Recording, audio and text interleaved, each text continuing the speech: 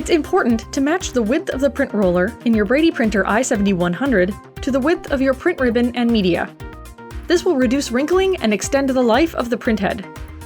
If using narrow media, you'll want to choose the narrowest roller possible that still covers the width of the media, and then choose a ribbon that covers the width of both the media and the roller. The bare exposed roller surface should never rub against the exposed printhead surface.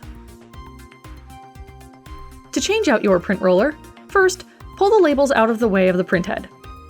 Remove the hex key tool from the side of the printer. Use the tool to remove the silver roller cap by rotating counterclockwise. The roller cap may stick at first, so use care to loosen with even and steady pressure on the hex tool.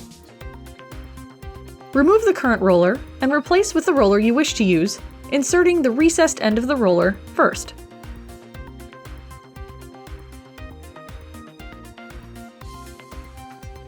Replace the silver cap using your hand, rotating it clockwise for several turns before finishing with the hex key tool.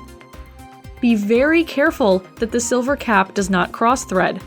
If it sticks, never force it, but rather remove and try again until smooth threading is achieved. Now, rethread your label roll.